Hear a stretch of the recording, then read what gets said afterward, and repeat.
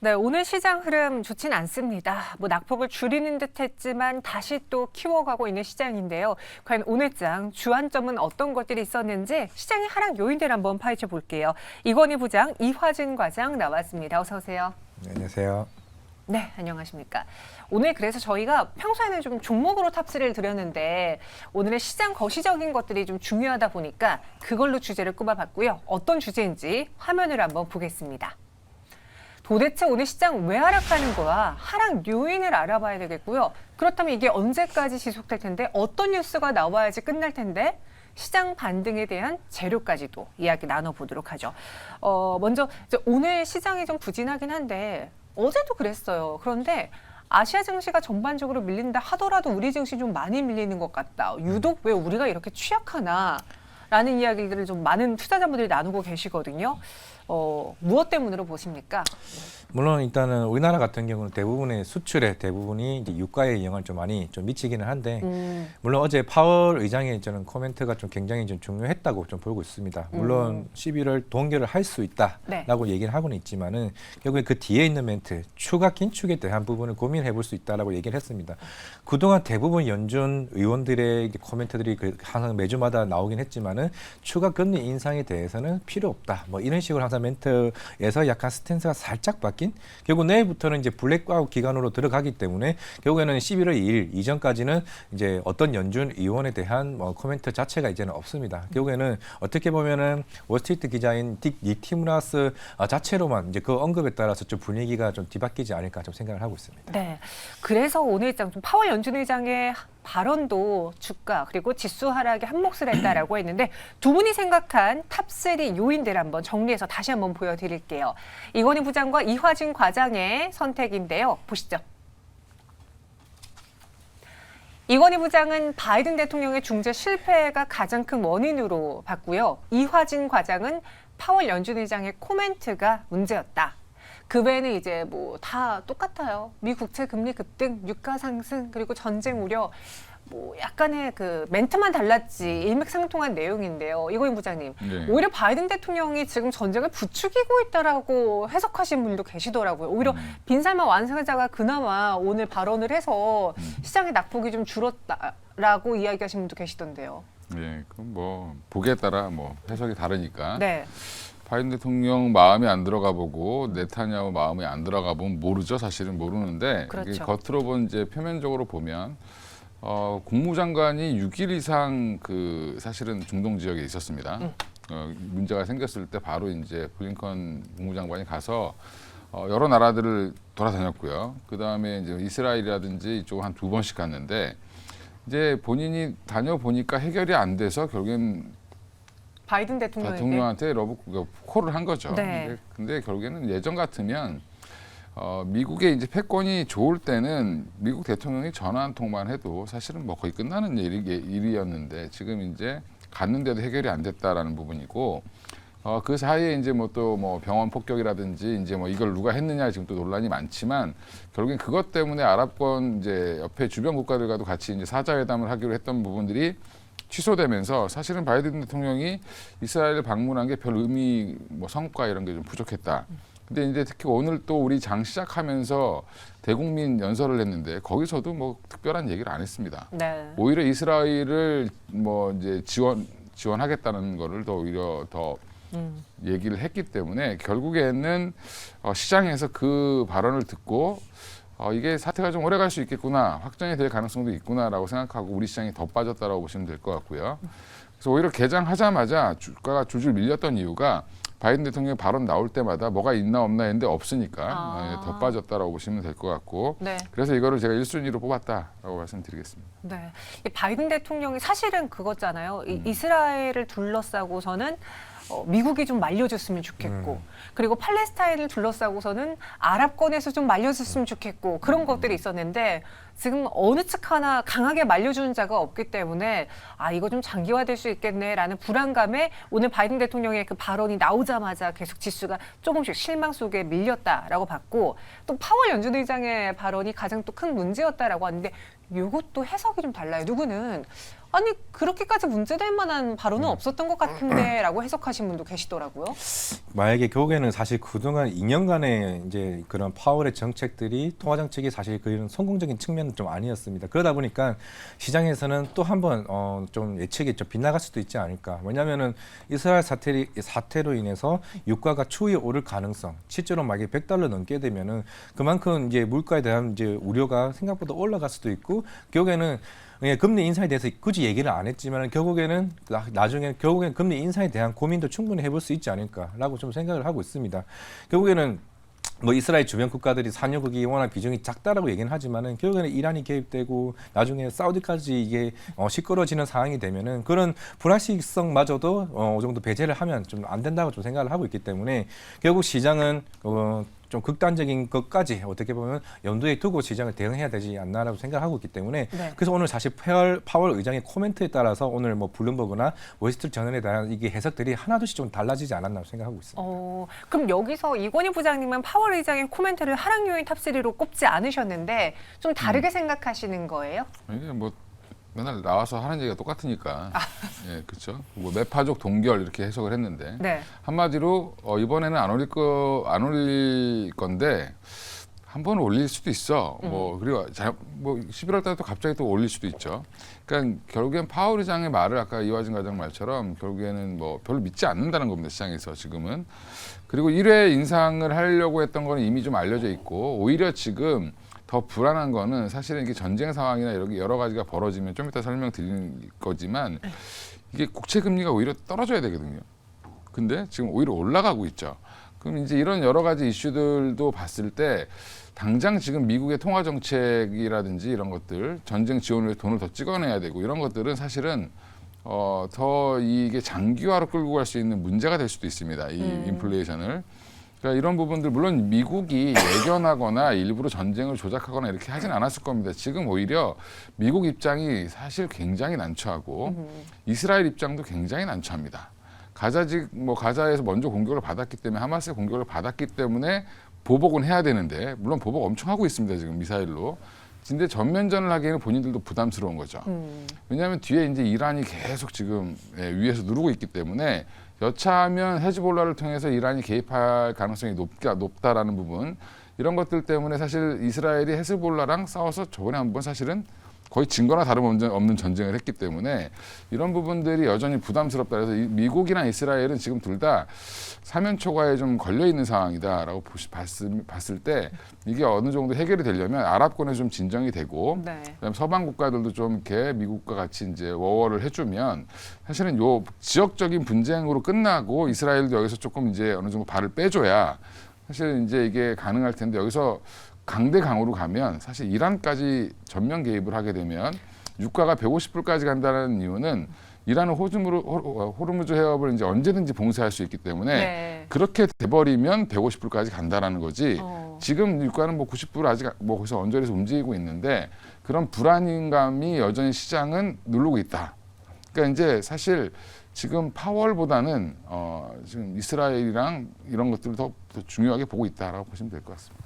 그래요. 그래서 이런 요인으로 하락하는 거 알겠어요. 근데 그러니까 정말 이런 말은 하고 싶지 않지만 혹자는 그러더라고요. 우리나라에서 전쟁 난 줄 알았어. 왜냐? 지금 거의 이스라엘 증시 빠진 만큼 우리나라가 같이 하락하고 있다.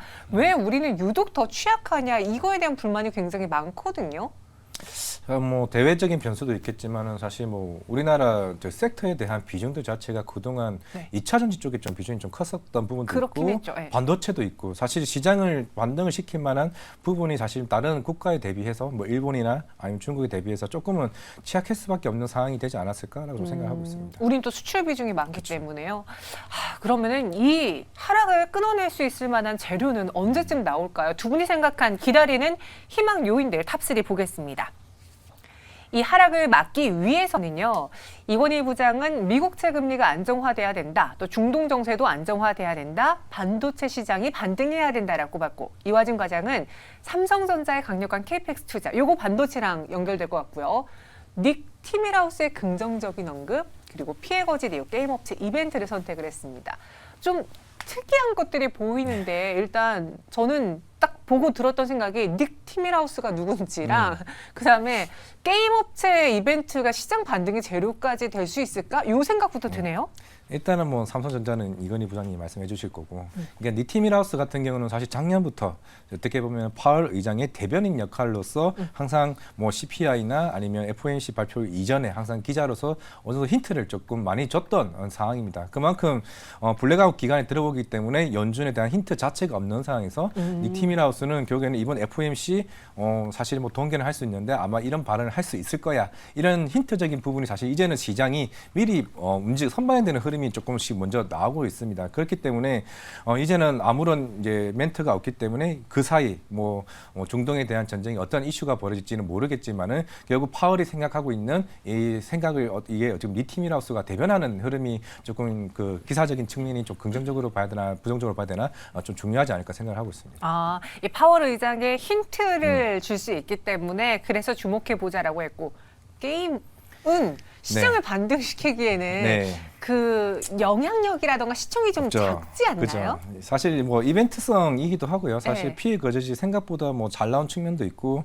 이제 NC소프트 같은 경우도 다음 달 11월 2일 날 쇼케이스가 있고 부산에서 지스타가 열립니다. 세계 3대 게임쇼이기 때문에 어떻게 보면 우리나라 시장에서 지금 이렇게 빠진 측면에서 물론 다들 대부분 섹터가 낙폭 과대이긴 하지만 모멘텀의 트레이딩의 입장에서 어디를 좀 접근해야 될까 하는 측면에서는 충분히 뭐 이거 20% 30% 목적을 두는 게 아니라 한 10% 정도에 대한 수익률을 보고 접근한다고 하게 되면은 일단 게임 업체들 같은 경우는 어떻게 보면은 시장의 상황과 조금 이제 방어적인 측면이 있기 때문에 오히려 이런 이쪽에 최근에 오늘 뭐 크래프톤이나 이제 NC소프트가 조금 돌아가면서 순환매로 돌아가면서 이제 수급이 들어오는 요인이 있기 때문에 크게 부담은 안 되는 자리다 말씀드리겠습니다. 아, 어떻게 보면 좀 단기적인 이슈일 수도 있는데 그래도 시장의 반등 재료를 여기서 찾아본다면 우리가 뭔가 수익을 좀 낼 만한 종목을 발견할 수 있을 것 같고, 제일 중요한 거 여기 삼성전자 꼽아주셨고 이건희 부장님도 반도체 업황이 중요하다라고 했습니다. 뭐 저희가 건들 수 있는 건 아니지만 네. 예, 반도체가 그러면 이 살아날 수 있는 시그널은 제가 알기로는 뭔가 많이 팔려야 되잖아요. 그러니까 네. 경기가 좋아야지만 반도체가 또 그만큼 많이 팔리는 거잖아요. 그럼 이 역시도 거시적인 문제와 연결되는 건가요? 뭐 다 연결되는데 이제 주식 투자하실 때 지금 막 종목들이 막 빠지죠. 네. 내게 왜 빠지냐고 이제 막 전화를 하시거나 뭐 물어보시거나 하는데, 사실 태풍이 불고 있는데 작은 배가 당해낼 수는 없죠. 그렇죠. 예, 평온한 상태에서 작은 배도 잘 갈 수 있는 것처럼 결국엔 지금은 이제 약간 대외 변수 때문에 이제 장 전체가 밀리고 있는 상황이고, 그 와중에도 그나마 좀 단단한 쪽은 그래도 반도체 쪽이 단단하기 때문에 말씀을 드린 거고, 우리나라 수출에서도 우리나라 지금 계속 무역 적자 상태 계속 지속되고 있습니다. 올해 성장률도 1%까지 지금 낮춰보고 있는 상황이기 때문에 이거에 반전을 주기 위해서 내년부터는 반도체가 확실히 좋아진다는 시그널이 나와야 시장은 돌 수 있다고 보고 있고요. 2차 전지는 이제 한번 시세를 내고 지금 쉬고 있는 중이기 때문에 결국엔 주도주가 돌아오려면 반도체가 살아나야 된다.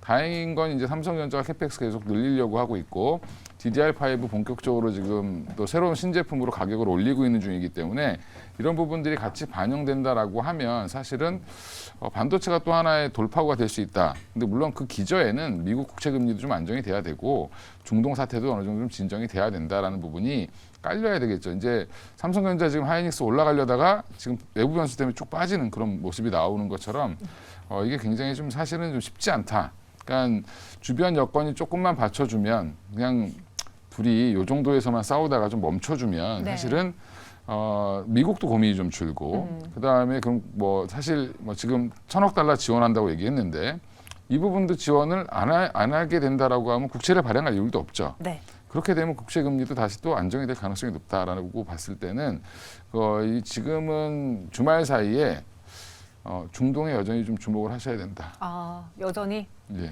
우리의 손을 좀 떠난 것 같네요. 그럼 뭐 저희 손을랑 전혀 상관은 없죠. 예, 상관없지만 우리나라가 이제 그만큼 국제 정세에 영향을 많이 받는 나라일 수밖에 없기 때문에 그런 부분들을 좀 감안하셔서 좀 보실 필요가 있고, 뭐 이제 대통령님도 뭐 중동 쪽 가신다고 하는데 가서 이제 말 실수 안 하시고, 예, 그다음에 카타르가 근데 굉장히 중요한 나라입니다. 그 중동에서 미국이랑도 친하고 헤즈볼라랑도 친하고, 그다음에 지금 팔레스타인도 친한데 하마스랑도 친한 게 네.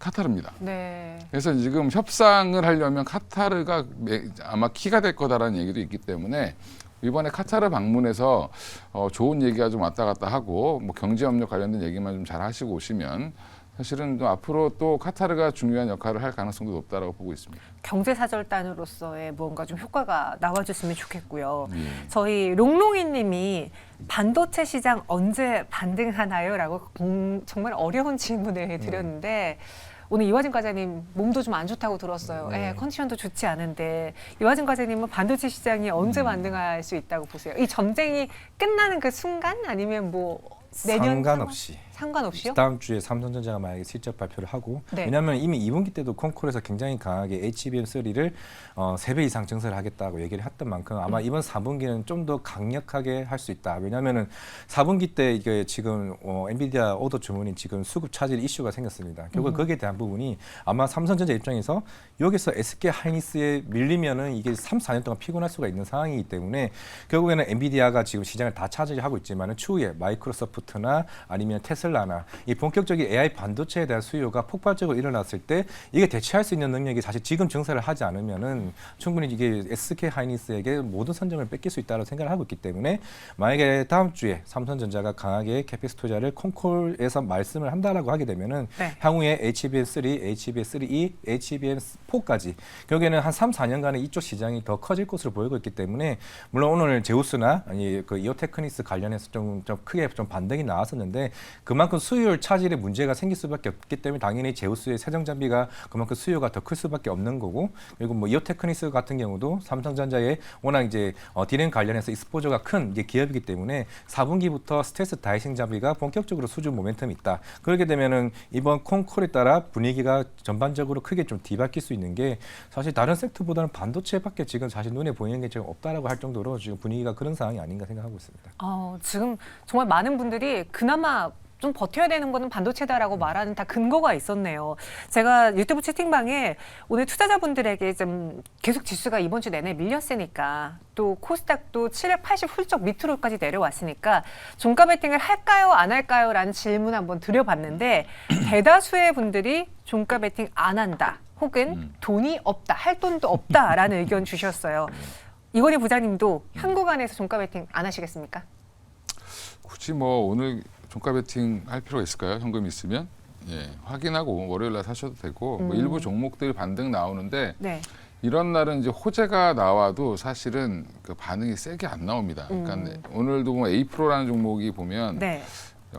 굉장히 큰 계약건을 따냈는데 LG 에너지솔루션 쪽으로 해서 450억짜리 계약, 431억짜리 계약이 나왔는데 그냥 장중에 한 14% 올라갔다가 다시 보합으로 내려왔습니다. 맞아요. 그러니까 이런 부분이 뭐냐면 이제 반영을 못 해주는 거죠. 버티지 못하고 이런 호재가 나와도 결국엔 뭐 뉴스에 팔았다 이러기 보기에는 주가는 워낙 많이 빠져 있기 때문에 사실 매출의 거의 50% 가까이 되는 계약건을 체결했고 내년이면 끝나는 계약이니까 내년에 다 꽂히는 돈인데도 불구하고 시장은 반응을 안 해주는 거죠. 네. 그러니까 그만큼 불안해하고 있다. 그러면 굳이 불안할 때 조금 더 불안할 수 있으니까 뭐 월요일 날 확인하시고 다음 주 상황 좀 보시고 대응하셔도 되지 않을 것 같습니다. 네, 알겠습니다. 그럼 오늘 장 마감 바로 만나보도록 하죠.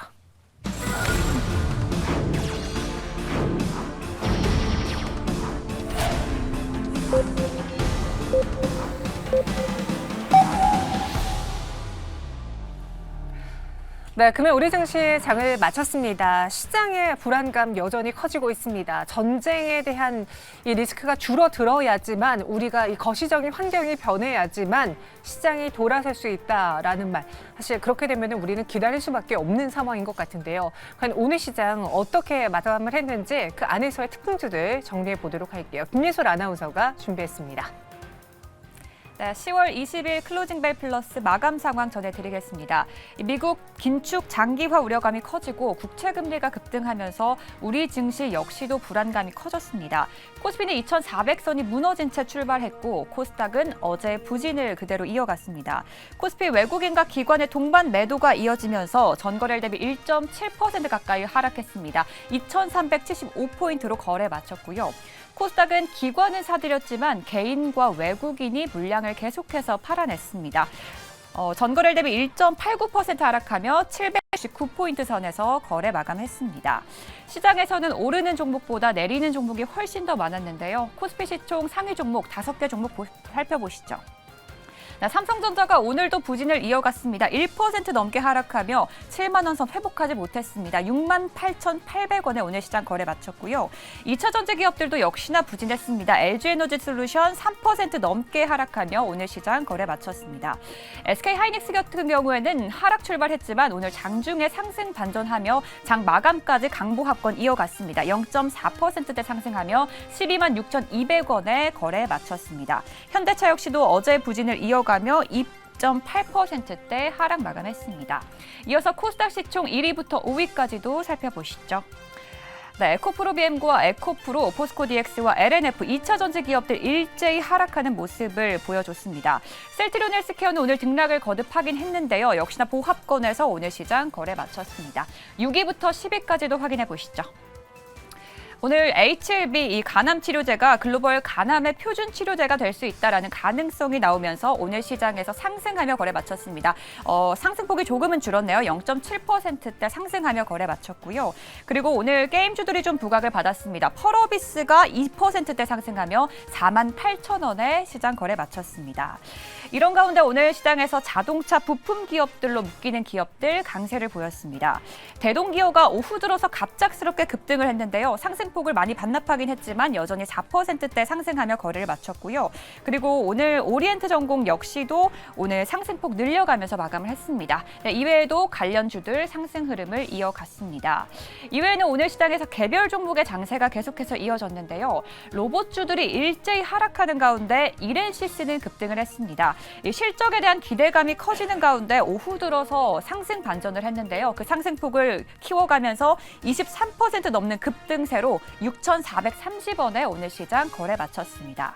한편 오늘 XTX는 급락을 했습니다. 2차 전지 공급망을 확대하고 또 다양한 사업을 확장하기 위해서 800억 원의 유상증자를 결정을 했는데요. 이러한 소식에 주가는 급락했습니다. 전거래일 대비 18% 넘게 하락하며 1,930원에 거래 마쳤습니다.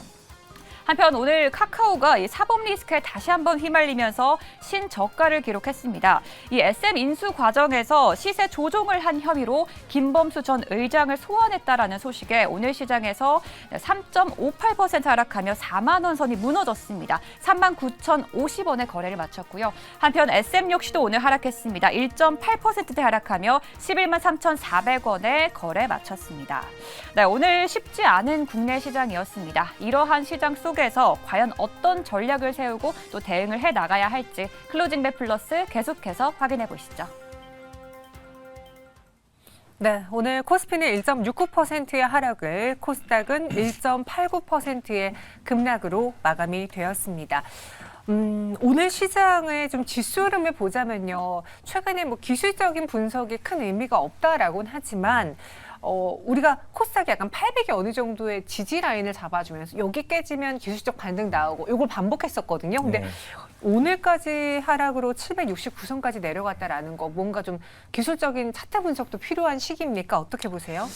물론 이제 어제도 사실 코스피 입장에서도 지금 대략 한 2,400이 사실 지지선이었는데 오늘 어떻게 보면 개파락하게 되면서 사실 지금 대부분 증권사 직원들이 이 시간이 되게 되면 담보 부족에 대한 문자를 굉장히 많이 받습니다. 고객들에게. 결국에는 월요일날 이런 담보 부족에 대한 이슈가 계속 지속적으로 좀 될 것으로 보이고 있고 결국에는 그 다음 이제 지지선인 2,350, 적어도 한 1%대에 대한 추가 하락의 이 정도는 생각을 할 수 있어야 좀 되지 않을까라고 좀 생각을 하고 있기 때문에 결국에는 오늘 코스닥 같은 경우는 2차 전지를 필두로 해서 특히 뭐 일론 머스크의 발언이 좀 굉장히 중요했다라고 좀 생각을 하고 있기 때문에 그만큼 코스닥은 2차 전지의 비중이 높았던 만큼 조금 하락폭이 굉장히 컸다. 왜냐하면 2차 전지도 신용 비중이 굉장히 높기 때문에 향후에 이런 반대 매매에 대한 이슈로 조금 이런 코스피보다 좀 더 변동성이 큰 장이 계속 될 수밖에 없는 시장이라 좀 보시면 될 것 같고 그리고 코스피 시장 같은 경우에는 제가 아까도 말씀드렸던 것처럼 아마 다음 주에 삼성전자의 이런 새로운 시장의 게임 트리거가 좀 될 수가 있다고 생각을 하고 있기 때문에 만약에 2,350을 지지하고 반등할 수 있는 여지가 충분히 좀 나올 수 있지 않을까 좀 생각을 하고 있기 때문에 어떻게 보면 코스피와 코스닥은 어떻게 보면 따로 움직일 수 있는 장이 좀 다음 주에 되지 않을까 생각을 하고 있습니다. 그런 와중에 오늘 상승하는 종목을 보면요. 특징이 있나 싶을 상황입니다. 그동안은 시장이 밀리더라도 그 안에서 주도 테마라던가 아니면 여러 가지 테마군들이 참고를 했었는데 오늘은 뭐 S&T에너지, 상보, 이렌시스, 한국알콜, 동신건설 이런 종목들이 급등을 했거든요. 여기에 공통점이 있습니까? 공통점은 없고요. 네. 이제 주로 이제 상보나 이런 쪽은 이제 흑연 관련된 아까 전문가님 말씀하셨던 그런 네. 제재, 중국 제재 관련돼서 좀 일부 이제 개별 이슈로 올라왔다고 보시면 되고 S&T 같은 경우는 이제 중동 관련돼서 이제 사우디 방문 관련돼서 얘기가 나온 것 같고 한국알콜 같은 경우가 올라온 거는 이제 주정 가격 올라간다는 이제 소주 가격도 이제 하이트 진로에서도 올린다라는 얘기가 좀 나오고 있을 정도로 주정 가격이 올랐습니다. 지금. 맞아요. 그럼 주정은 이미 가격을 올렸기 때문에 매출이 좋아질 거라는 기대감, 그다음에 이제 이런 것들이 같이 반영됐다라고 보시면 되는데 이렇게 지금 대형주들이라든지 주요 종목들이 약할 때 항상 자금들이 보면 좀 이렇게 시장이 얇은 시장에서는 이런 종목들이 이제 테마가 뉴스에 따라서 움직이는 경우들이 굉장히 많고요. 오히려 지금 이런 것들보다 주목하셔야 될 거는 아까 이화진 과장님 말씀하신 것처럼 게임주들을 보면 오늘 의미 있게 올라온 건 크래프톤 같은 종목들이 이제 아주 무거운 종목인데 네. 예, 이게 크래프톤이 올라왔다는 거는 굉장히 좀 의미가 있지 않나 보고 있고요. 오늘 한 4% 이상 올라왔습니다. 외국인 기관이 동반 순매수를 해줬고 거래량이 터지면서 올라왔다는 게 의미가 있고 기술적으로 보더라도 차트 한번 잠깐 보여주시면 이제 한 121선 지금 이제 차트 보여주실까요? 뚫어내고 있는 상황이죠. 61선을 뚫어내고 있는 상황인데 그러면 이제 이렇게 보면 이게 이제 보면 지스타라든지 이런 거의 영향 때문에 게임주가 요즘 좀 영향을 받고 있다. 그리고 이제 네오이즈가 사실은 굉장히 생각보다 좋은 결과를 내고 있습니다.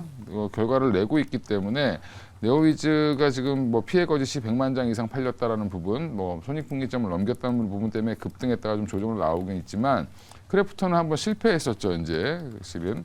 근데 이쪽도 사실은 다시 한번 기대를 해봐야 된다라는 얘기 지금 나오고 있고 NC도 마찬가지로 지금 여러 가지 M&A 같은 것도 검토하고 있다고 얘기를 하고 있어서 바이오가 예전에 보면 잊혀졌다가 또 올해 또 중반에는 또 바이오들이 또 한 번씩 더 되게 좋았습니다. 네. 물론 지금 다시 또 이제 많이 빠져 있지만 그런 것처럼 많이 빠져 있는 종목들 중에서 또 한번 뭐 이벤트가 있는 종목들 위주로 또 한번 보실 필요가 있을 것 같고 여전히 주도주는 반도체를 계속 보시는 게 맞는데 오늘도 보면 반도체 거의 안 빠졌습니다. 한미 반도체는 뭐 보합권에서 끝났고 그다음에 일부 종목들 이오테크닉스라든지 뭐 제가 아까 찾아보니까 종목들이 생각보다 많이 올라온 종목들이 많습니다. 예, 그래서 지금 그 종목들을 보면 뭐 테크윈 같은 종목들도 오늘 많이 올랐는데 그러면 결국에 이제 설비 투자에 대한 그런 그 기대감 이런 것들이 반영되고 있다라고 보시면 되는 거고요. 오늘 같은 날 테크윈이 7% 올라왔습니다. 많이 올랐네요. 네, 7.86% 이제 그러면서 이제 누가 샀냐? 기관들이 샀는데 기관들이 최근에 꾸준히 사고 있고 누적 순매수가 최근 한 달간 한 100만 주 이상 매집을 했다라는 부분은 뭐 앞으로 설비 투자가 되면 테크윈 장비 많이 쓰겠구나 이렇게 생각하시면 이런 부분들에 대비해서 지금 자금들이 들어오고 있다라는 부분들 좀 참고하시면 될 것 같고요. 오늘 올라온 종목들 중에 그나마 좀 좋은 섹터군에 안에 들어있고 주요 섹터군에 있는 종목들 한번 보시면 그 종목들이 아마 내일 월요일에도 강할 가능성이 높다. 어제 오늘 안 좋을 때 잘 버텨주고 테크윙을 실질 어제도 올랐습니다. 어제같이 폭락장에도 올랐는데 빠졌군요. 예, 죄송합니다. 예. 네. 예, 그래서 제가 주봉을 보고 있어서 예. 주봉상을 보면 2주 연속 올리고 있는 중이고 일봉으로 보더라도 하루 이틀 빠졌지만 보면 13일부터 계속 끌어올린 거기 때문에 이런 의미가 좀 있다라고 보고 있고요. 앞으로 이제 요 위를 이제 도전하겠죠. 뭐 지금 테크윙에 대해서 뭐 자세히는 모르지만 여기서 한번 이렇게 흐름을 좀 지켜보시면 될 것 같습니다. 네. 그리고 저희 시청자분 중에 한 분이 호텔신라에 대해서 좀 궁금하다고 해주셨는데 오늘 장의 하락이 크진 않았어요. 그런데 최근에 유커 수혜주들이 생각보다 우리가 좀 기대했던 것보다 실질적으로 그 수혜를 못 봤다라는 그 실망 매도 물량 속에 최근에 많은 분들이 또 관심 받게 이탈 중이시거든요. 어떻게 대응을 해봐야 될지 좀 정리해 주시죠. 이게 8월 중순에 단체 관광 이슈가 나왔던 그 가격대보다 이제 더 많이 지금 빠진 상황입니다. 호텔신라도 마찬가지고 롯데 관광 관광객와도 마찬가지고 결국에는 한간에는 뭐 일본을 더 많이 갔기 때문에 한국이 들어온 관광객 유입이 생각보다 적을 수도 있다 이 의미도 될 수도 있고 아니면은 중국 경기가 생각보다 심각하기 때문에 단체 관광객도 이게 잠깐 아주 단기적으로 유입이 될 거고 결국에는 내년이나 내년 초에는 그때는 어느 정도 유입이 적어질 수 있다. 뭐 이 두 가지로 조금 해석되는 부분이 아닌가라고 생각을 하고 있는데 결국에는 호텔 신라든 아모레 퍼시픽이든 아니면 카지노든 사실 월별 데이터는 제가 봤을 때 잘 나왔다고 지금 확인은 되는 부분이 있는데 결국에는 시장에서 바라는 컨셉보다 못 나왔는지는 아무래도 어떤 종목이든 지금 하나 실적이 하나가 나와줘야 조금 반등이 세게 나오지 않을까 좀 생각하고 있습니다. 지금 호텔 신라 사태 보니까 정말 그 6호 기대 속에 올렸던 주가 상승을 다 반납해 버렸습니다. 이번이 좀 아쉬운 실적 속에 관련주들이 내려왔고요.